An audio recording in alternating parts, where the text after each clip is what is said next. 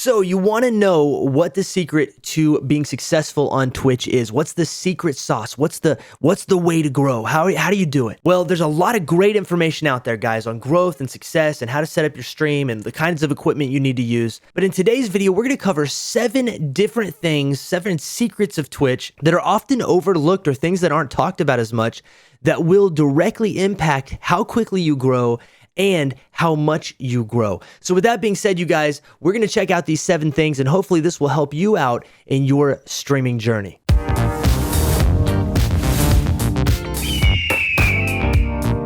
Before we get into this video, I do want to let you guys know I stream live on Twitch at twitch.tv/EagleGarrett almost every day. So come check me out over there, drop a follow, join the flock, and say what's up in the chat. We'd love to see you. With that being said, let's jump into the first secret or first tip of Twitch streaming, and that is YouTube. Now, I know you're asking yourself, how is YouTube the first tip on streaming on Twitch? Let me explain. YouTube is one of the biggest, most searched platforms on the internet. Anything you want to know, you can look it up on YouTube, and most of the time you will find it. The reason why this is important for Twitch is because YouTube is a massively searchable platform that has extremely good algorithms that know what people want to watch. They learn what kind of behaviors and what kind of search terms they're using, and then they produce content from content creators that fits that criteria. Well, if you're creating content that people on Twitch or people that might have a Twitch account are trying to look for on YouTube, you can make a connection there.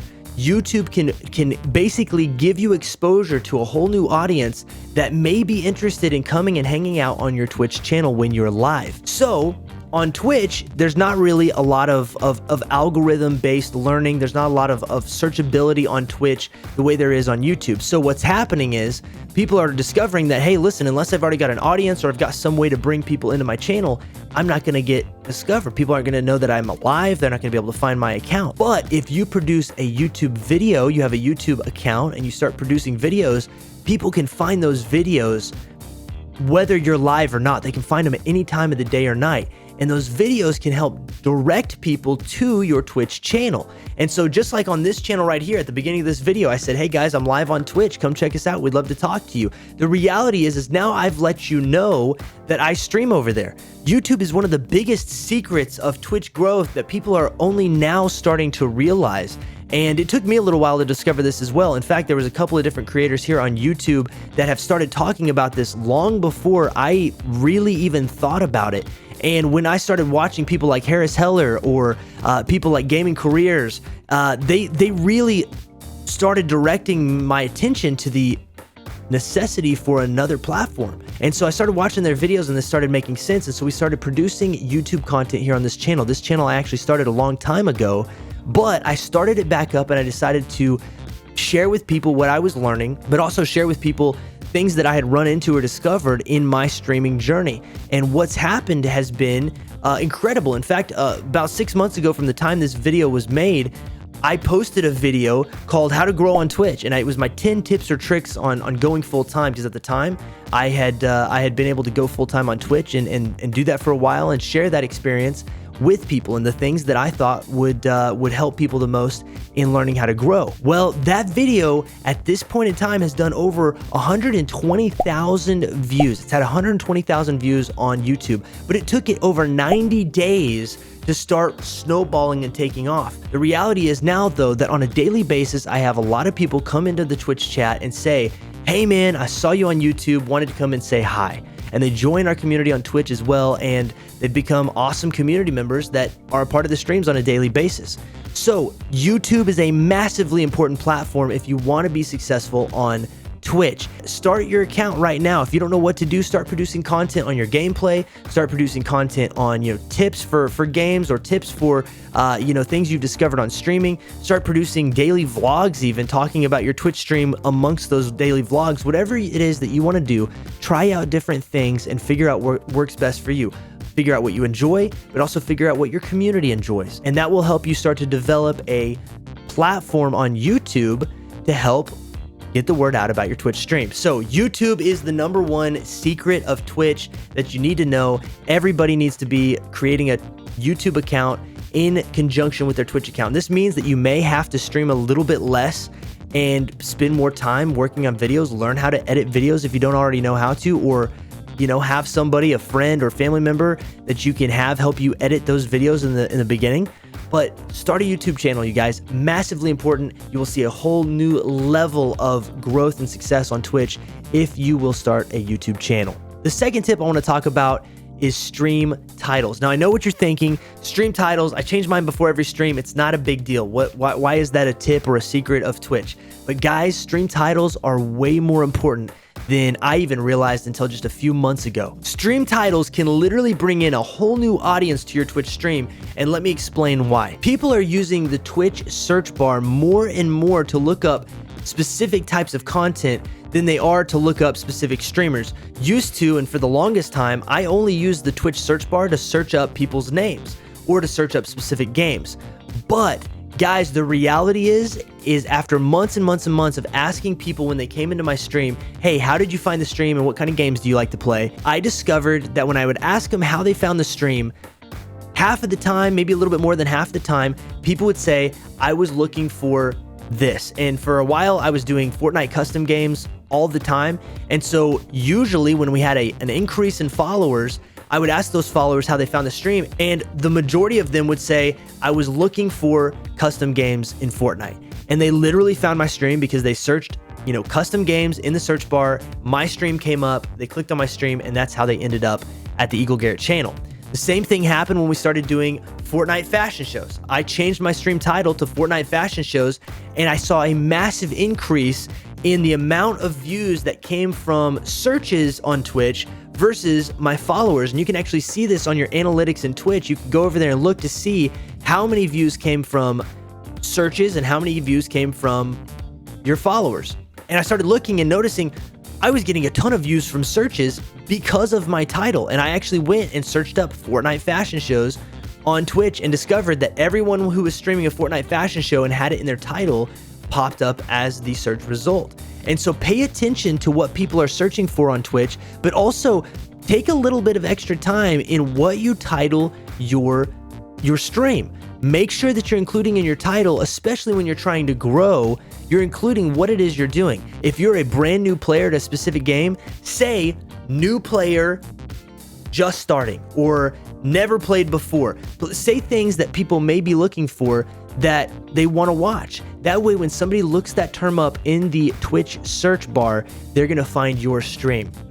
Massively important, you guys. I'm telling you right now, I noticed a huge increase in viewership when I started paying attention to my stream titles. In fact, when you look at this chart right here, you can see that on this day right here, I was literally on January 7th, I was literally doing the normal thing I was doing.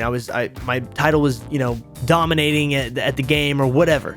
And the very next day, I started changing my title to what I was doing. We were doing Fortnite fashion shows. So I put Fortnite fashion shows as my title the very next time we streamed, and my viewership almost doubled, and it continued up from there. So guys, pay attention to your titles and make sure that they are searchable. And if you can find a trend or something that people are looking for on Twitch, that's even better.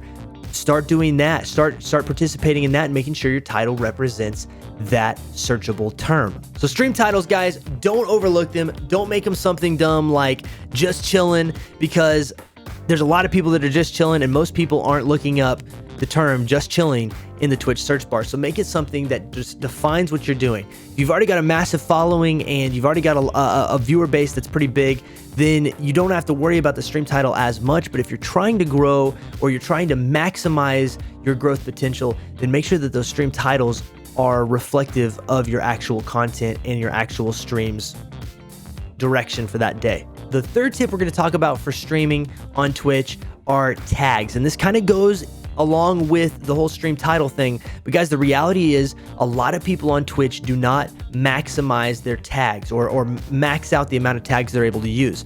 Twitch now has a tag system where you can go and tag your content. If it's family friendly, you can put a family friendly tag on there. If it is, battle royale, you can put battle royale. If it's duos, you can put duos.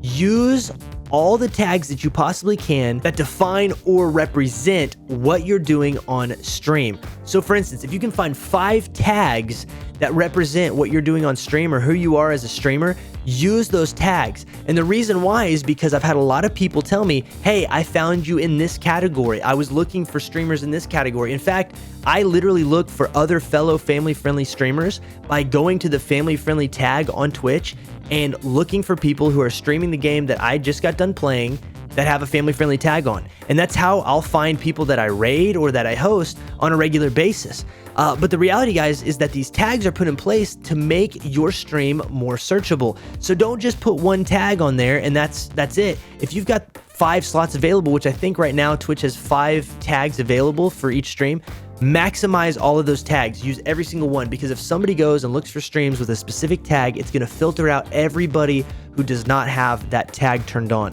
So turn on your stream tags, make sure that they represent what you're actually doing on stream, and make sure you update them if you change games or you change content. Go in and switch out and find the appropriate tags. There's an awesome list that Twitch already has set up. You can scroll through and see what is available. But guys, use those stream tags. Don't bypass it. It's very important, and it's another way that your stream is searchable over people who are ignoring the tags. Tip number 4 is focus on what works, you guys. If you want to grow on Twitch or you want to be successful as a streamer, then sometimes you'll run across a game or a type of content that works for you. It clicks, you notice that you have an increase in viewership, you have an increase in followers, things like that, and it works. Now, it might not be your favorite game in the world, but this is where you have to ask yourself, am I focused on growth right now, or am I focused on just doing what I want to do? You can do what you want to do, and that's not a problem at all. You can play whatever game you want to play. But guys, if you're trying to grow, if you're trying to be successful, if you're really taking Twitch seriously as a broadcaster, then when you discover something that works for you, focus on that for a little while. Invest in that. Explore that thing, whatever it may be. It could be that maybe one day you went just chatting for a while and you discovered, hey, I really do well in just chatting. People enjoy talking to me. I enjoy talking to them. Maybe I'm funny. Maybe I've got good advice, whatever it is.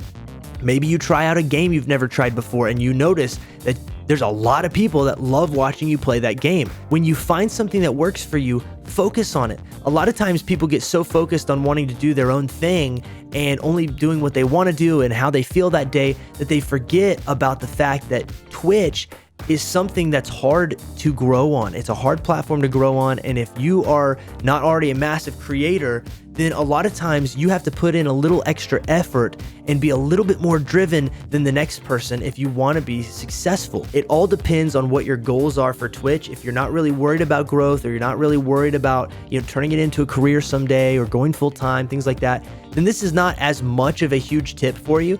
But if you're focused on trying to grow, trying to be successful, and trying to really get out there as a Twitch content creator and streamer, then when you find that thing that works for you, there's not a reason why you should just ignore it or stop doing it, but rather double down on it and see where it can take you, where it could lead your stream. There's a lot of people that I've listened to that have grown to be massive on Twitch that literally say, hey, I started streaming and then I started doing this one thing, and I had a bunch of people come in, and so literally I started doing that one thing for 6 months straight, and we didn't do anything else but that one thing. And that's where we initially kind of grew, And so, guys, there's nothing wrong with when you find something that works, kind of doubling down and focusing on it and trying to cultivate that and seeing where it leads your stream. Now, tip number 4 leads me into the next tip, which is tip number 5, studying your stats. And guys, I want to preface this by saying I don't want you to become focused on numbers. That's not what this is about. This tip is actually so that you will go to your stats and you will educate yourself on what is working on your stream and what is not working on your stream. For instance, on your stats, you can see when people are watching, how many people are watching at what times, where they're coming from, whether they came from search or whether they came from followers. You can see a bunch of different metrics about your streams. And as long as you can separate the numbers from the information and understand that they're there to be used as an information source to your stream's success or lack thereof, then you can use them to your advantage. So what I want you to do is go into your Twitch stats after every stream or at some point after you did a stream and look to see, okay, what times were people watching? When did I have the most viewership? When was I able to sustain the largest number of people? What were we doing? What were we playing? What game was going on at the time? Go back into your VOD and look at that time period and see, was it a specific type of content that I was doing? Was it a subject we were talking about? Was it a specific scene that we were on? Go and study all of this kind of stuff to see what is working for your stream, because this is going to help you know where you can start focusing your attention to maximize the content that you're creating and to kind of help develop yourself as a streamer. So guys, use the Twitch stats. Do not ignore them. I know it can stress people out, and I'm not trying to encourage you to be stressed out. So if you notice that you get stressed out by looking at the numbers, then it's okay. Take a step back. Don't look at them. Stream for fun for a while. But if you could separate that in your mind and your mentality and say, guys, I'm not going to be stressed out about the numbers. I'm literally going to be looking at this so that I can see what's doing good and what's doing bad, what's working and when people are watching. So guys, check out those stats and make sure that you're looking at them, seeing what is working for you, and pay attention to them. It'll teach you a lot, guys. It'll teach you a lot. Tip number 6 is involving your community. Something that a lot of times we miss as streamers is the fact that people are there watching and in the chat because ultimately they want to be involved in what's going on. That's what a live stream is all about. It's about involvement. It's about interaction.